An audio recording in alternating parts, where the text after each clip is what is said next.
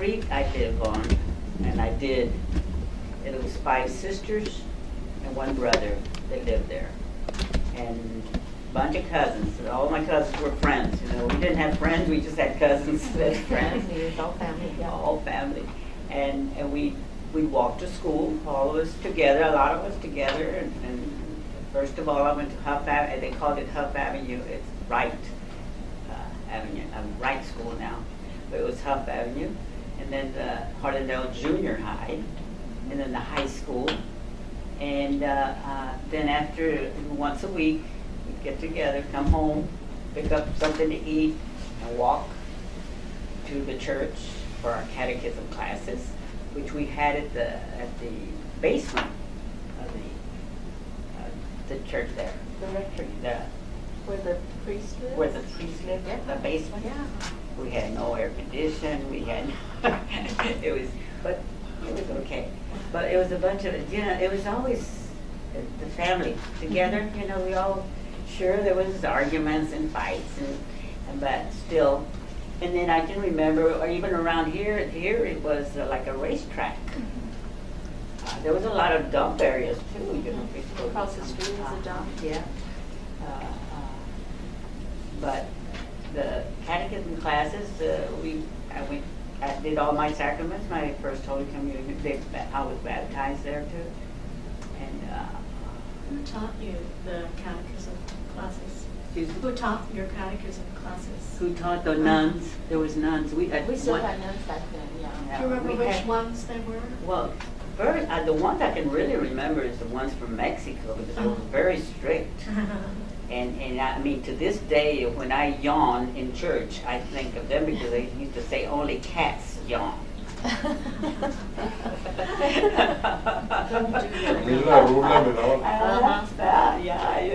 Back with the palm. And then after that, there was some lay people, some people, parishioners that would teach us the catechism. We had fun because it was all together, and we had places to come to because there weren't that many places. I mean, even after catechism, the drive-in at that time, we walked from over there all the way to catechism, but we walked back, and one of my cousins knew how to get in there and through a fence. We stayed there a little while, but then we didn't stay all night, you know. But it was just a lot of the traditions that we had was we used to go around singing Christmas carols because it was 5 sisters there, and we'd go down, up and down. They're all gone, and a lot of the cousins have moved on, but there's still cousins there. We still have the old time. We have a lot of new people, but still. What were some of the songs that you sang? Do you remember? The Christmas carols. Christmas songs. Yeah, Just regular Christmas yeah, carols? the Christmas carols. Uh-huh. In English and Spanish? All in English. All in you know, English. We started. I think we learned our Spanish, which it's not perfect Spanish, but we learned it before we went to school. That was the first language, I remember. Yes, that was the first language. And then before we were going to go to school, I remember in my house, because we lived, for a while there, we lived in a bus. My father was a carpenter, and he built more to the bus and all this stuff, you know. But she would have like a big cardboard and had the ABCs on there, and she would sing it, and we'd sing along with her because they also spoke their English. They could read their. I had an aunt that loved to read those True Love magazines, you know.